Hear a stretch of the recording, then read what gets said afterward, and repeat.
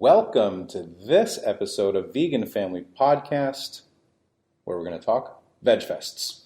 Yay, summertime, VegFest, DC VegFest. Coming up, that's right. VegFests are a big part of vegans' lives, but it's also a great way to encourage the veg curious to learn about how great being vegan is. Yeah, because really, let's face it, it's a party. It's a party. We'll be right back. It's time for Animal Outlook's Vegan Family Podcast with your hosts Eric C. Lindstrom and Cheryl Leahy. We are back, and we are on the brink of DC VegFest. Yeah, which is getting bigger and bigger. Yeah, it's getting bigger and bigger in a new location at Nats Park. So it's hosted by Compassion Over Killing. In the past, it has drawn in as many as 20,000 attendees to listen to just a dozen of the greatest thought leaders in the vegan movement and 120 plus vendors this year. I love all VegFests, and DC VegFest is definitely one that people should consider attending. Yeah, I remember when it was smaller, newer, and it's just really blown up. I mean, it's crazy, and it's just part of the overall VegFest kind of movement. Exactly. I guess if we can call it a movement. Yep. Because, everybody likes to go to these things. And it's interesting to me because even back in the day when vegan wasn't, cool the way it is now, I think people wanted to do that kind of event. Because it's just, it's a way, it's like a party. It's a party. It's like a major potluck. Yeah, exactly. You get all different kinds of food. It's the variety. It's like being able to try a ton of different things. There's different, non-food vendors. And then you've got the, like you say, the speakers. And, sometimes there's separate activities for kids or some of them have alcohol and whatever. Just it's a place for kind of the community to go, and doesn't matter if you're vegan or not. If everybody loves this stuff. Yeah, exactly. We're going to talk a little bit more about the kids zone and the kids activities at DC VegFest because I'm part of that as well this year. But Cheryl, what VegFests have you attended, or which VegFests do you want to attend?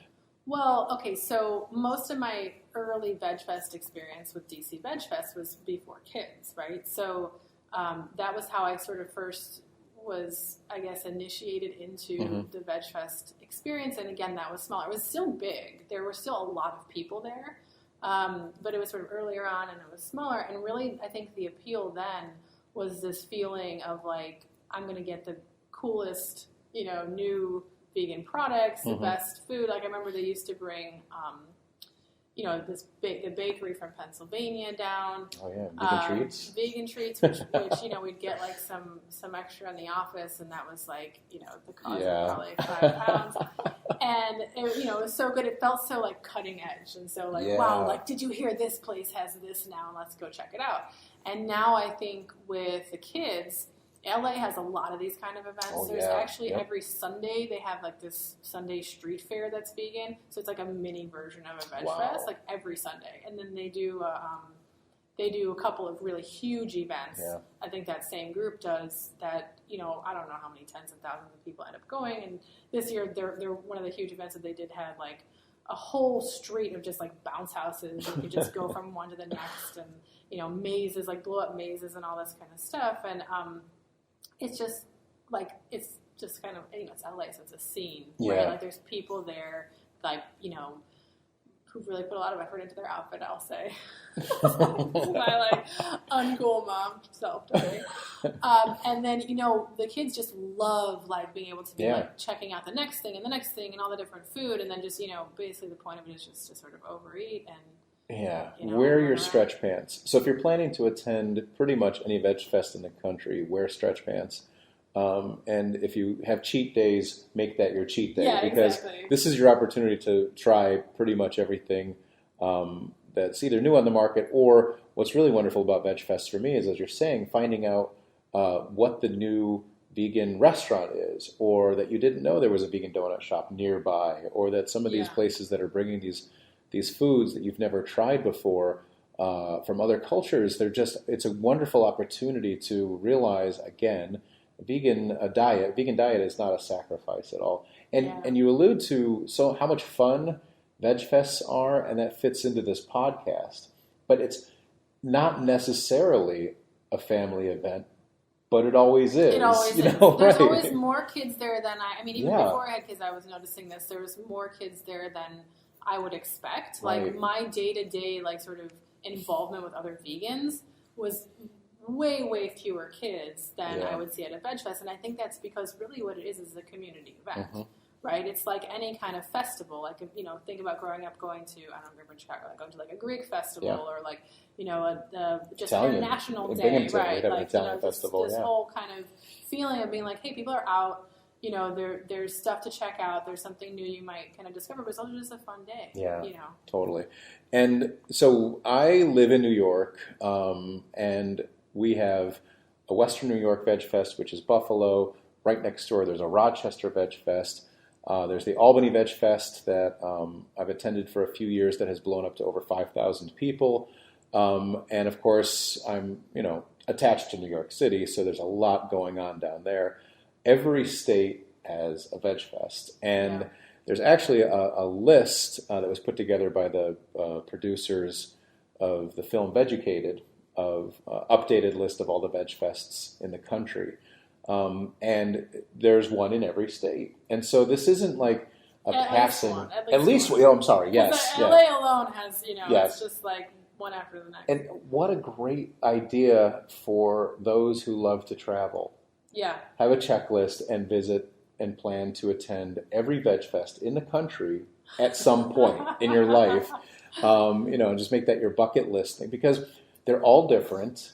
They all have different vendors. They all have different food. They all have different speakers. A lot of the speakers might be crossing over to other Veg Fests, but they each have their own personality. Yeah, they have a different kind of cultural feel too, I think. I mean, you get a very different feeling from something out in a park in the suburbs compared to something like right in, downtown LA, basically. And I think you draw a different crowd. So you can really see, like, I think there really are, a joke saying it was a scene thing, but I really think there is such a thing as like scene vegans, that's like part of the LA culture. Like it's part of being, interested in what's new, what's trendy, what's happening, and like really people trying to incorporate this into their identity. Yeah. And that's also, a young person thing. Yeah, definitely. Right? So giving my kids a chance to go to this event where everybody's just having a really good time. Yeah. The vegan drag queens are out and, that kind of thing. Like, it's just fun. Yeah. Gives them a feeling, not that they even feel otherwise alone, but this kind of prevents that from even happening, right? They're part of this whole big movement, and it's just, right there in front of their faces. And it's a great, as we say, it's a great opportunity for families to engage. It's a great opportunity for families to meet up with each other. But more so, it's proof of this sense of community in the vegan movement, because these Veg Fests, again, are drawing in from hundreds to thousands to tens of thousands of people, all wanting to sort of celebrate cruelty-free living. And so as you look at the booths, as you look at the T-shirts, as you look at the whatever other wares people are bringing and selling, you know that they've been vetted. You know that it's a safer space, to be able to be vegan, or to find out why others are vegan. Like this is great. This is a fun group. Right. It's like, it means like if you're not vegan and you come, you kind of like, I want to be part of this. Yeah, exactly. Right. Like, this looks peer exciting. Pressure. And most of those people probably are not vegan. They're just coming because it's a fun event. Food thing. Yeah. So that brings us back to D.C. Washington, D.C., the nation's capital. This year's event is being held Sunday, August 11th at Nats Park. So in the past, it was at Yards Park, which is right next to Nats Park. We moved it into, Compassion Over Killing moved it into the stadium itself, which is going to be an incredible layout. So as you walk into the stadium, you can go right or left around the mezzanine that looks down over the baseball field. And so that entire mezzanine is going to be where all the vendors, all the food vendors, all the people selling T-shirts and other accessories, vegan accessories, they'll all be around that mezzanine level, and you'll look down at the baseball field the whole time. So what I love about this location is there's seating, And so you find yourself at these events trying to juggle holding a plate, a little basket, and a baby, and a drink, and you're trying to eat standing up. Nats Park seats some 50,000 people, so you'll find a seat, you'll find a place to sit down to eat this food. You kind of think of it as like a picnic day. Exactly, you know, right. Like just some place to kind of linger and hang out, and that's pretty fun. So let's talk more about the kids. Oh yeah. So every year, in addition to the barking lot, which is this is a dog-friendly event, where we want the canines to join us at the VegFest, and of course the speakers, which we could talk about. There's a kid zone, and Nats Park, because it is a baseball field, also has a built-in playground, which wasn't part of the DC VegFest in the past. So we have a dedicated area where kids can play to begin with, and then there's a musician who's going to be playing kid songs. There is face painting, of course, which kids love. I'm not a huge fan of because it has to be washed off. Oh, I don't even watch it. I feel like, hey, look, they want to be like a tiger for 3 days. Oh, okay. That's fine. Well, we'll let them. So there's all the things you'd expect. And then in the afternoon, I'm teaching cartooning to parents and kids. So I'm going to show them how to draw farm animals. So it ties into the VegFest theme. Wait, give us your best farm animal drawing tip. Okay. Tip? Yeah. Okay. So I've taught a lot of cartooning to kids over the years. And if you can draw a circle, a square, and a triangle, which everyone can, and I'm not even saying it has to be perfect because it's a cartoon. It's not a technical illustration. So if you can draw those 3 shapes, you can draw anything in the world.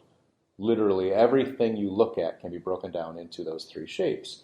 And so, for example, a pig, which is probably where I start with everything, if you can imagine the circle being the head, the triangles being the ears, the circle in the middle being the snout, and then circles for the nostrils and circles for the eyes, you've drawn a pig. You've drawn the beginnings of a cartoon pig head. And then I show how to sort of fill in the blanks from there, decorate it a little more. I usually put the pig in a suit or something with a tie. But, giving those really simple directions to kids is one thing. They're always excited. It's a step-by-step thing. In fact, there's a whole, you could just YouTube search step-by-step cartooning, and you'll get your kids, they'll go down this rabbit hole of being able to draw everything.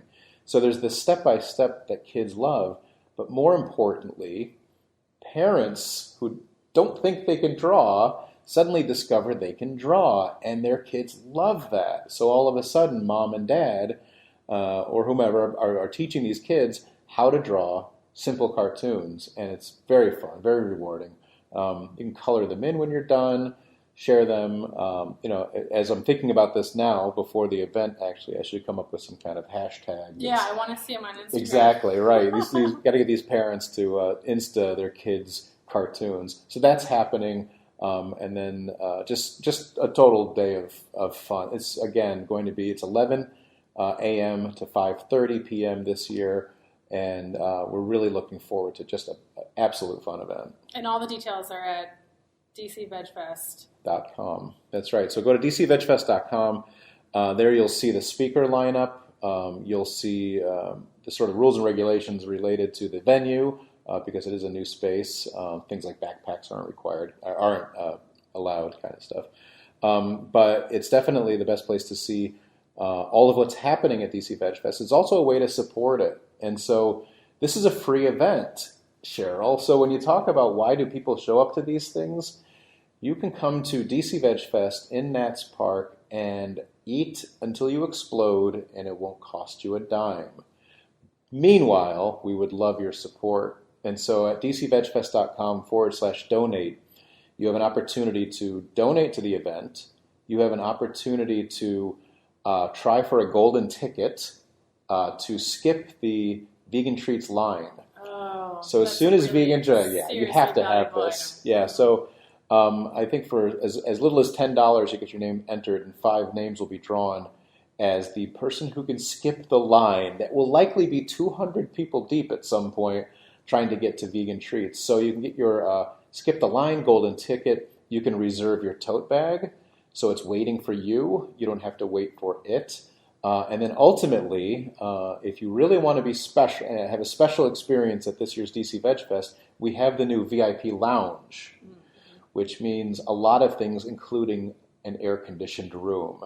And so, so DC in August may be sweltering. We're not, of course, sure what the weather is going to be at this point, but in the VIP lounge, you get the vegan treats, you get other food, you get to meet and mingle with all the speakers. Your tote bag is waiting for you, and you're just treated like royalty. And so as you enter Nats Park, if you've purchased a VIP ticket, again, these are donations to Compassion Over Killing.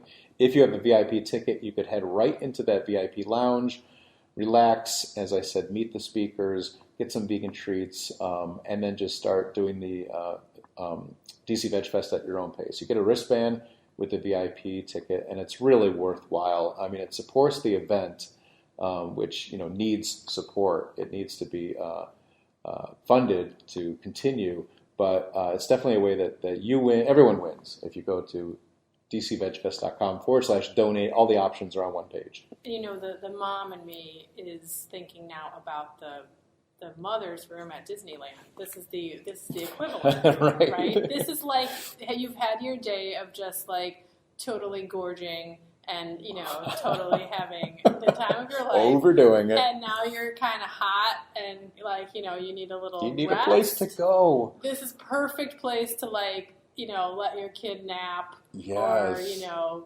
nurse or whatever, and just chill for a minute. And cool off. As, mom, put your feet up. So that's the DC VegFest VIP Lounge, new this year because we're at Nats Park.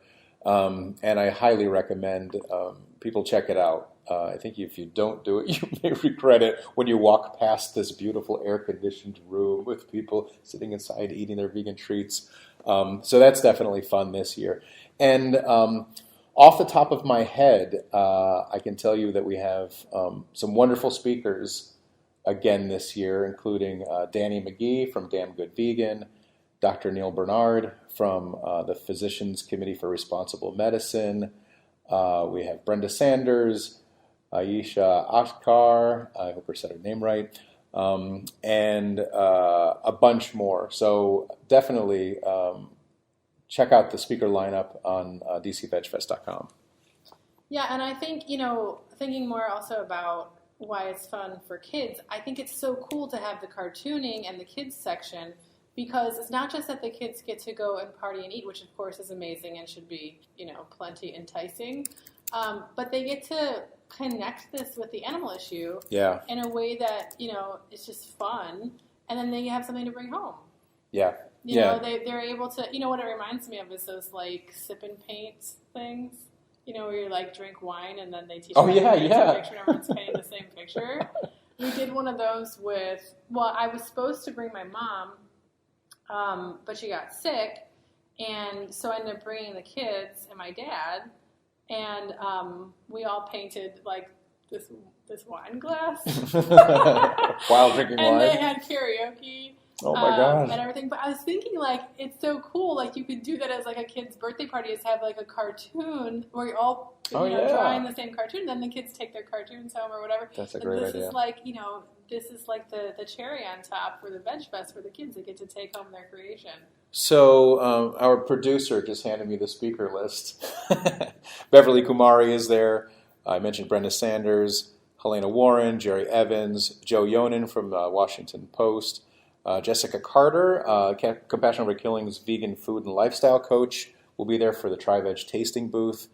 Sean Savoy, that can't be overlooked. So our MC this year is comedian from Comedy Central, Sean Savoy, and this is going to be interesting to watch him sort of clean up his act for DC VegFest for the family audience, but it should be very, very funny.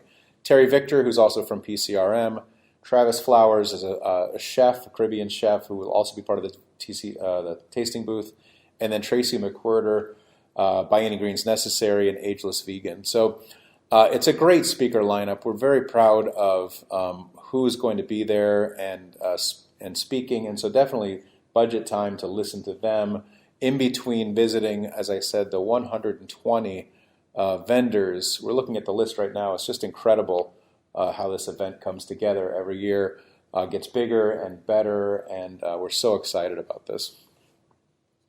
Yeah, I can't believe, just thinking about when this started, how much it's grown and how much it's been part of this broader VegFest movement. I think this is a lot of the reason why people know what vegan is. They know vegan food and they've tried vegan food, and a lot of this is just about getting out there and trying it. And I know especially for like kids who are picky eaters, being able to do it in a big sort of party type setting can really introduce them to new things. And of course, this food is really well done, obviously. It's just really delicious. So, this could be just a fun way to get them kind of being more adventurous eaters. Right. And it's also, with all of these things, it's not unlike a ginormous vegan buffet. And so they can take what they want. You're not ordering food. You're not going to a restaurant and ordering food. So you can take samples. You can try samples. You can just go from booth to booth to booth to just, fill up on vegan food. Whether it's, from... the list is online. It's just way too long to talk about. So it's at Nationals Park, which is in Washington, D.C., of course. It's the home of the Washington Nationals. You can get there by metro at the Navy Yard metro station. There's parking, of course, and please ride your bike. So we're really looking forward to an amazing VegFest this year, East Coast's largest vegan celebration. Hope to see you there. It should be a ton of fun. Yeah, and it should be tons of kids. And tons of kids. Yeah. I keep forgetting. I'm getting so excited about the event itself that I forget that it is the perfect opportunity to bring your family out, to meet other vegans, to be a part of the community, and to really just enjoy a cruelty-free lifestyle. Yeah, you're so sort of in the zone because it's a really big undertaking. I know. It's a really big event. Yeah. It is huge. So thanks again for tuning in. This is the Vegan Family Podcast. If you have ideas for episodes or if you'd like to be a guest, email us at veganfamily@tryveg.com. And until next time. Well, keep sending us your questions, tips, advice, concerns, cute kid quotes, recordings. We're still collecting that stuff. We'll still use it in future episodes, and we love everything you send us. Please, we'll use, and subscribe, and please leave us a review. So thanks for tuning in. 5-star review. A 5-star review, yes. Not just any review. Right? No. Be specific here. Thanks for tuning in. Thank you for tuning in to Animal Outlook's Vegan Family Podcast. Have episode ideas or questions about going vegan? Email us at govegan@tryveg.com.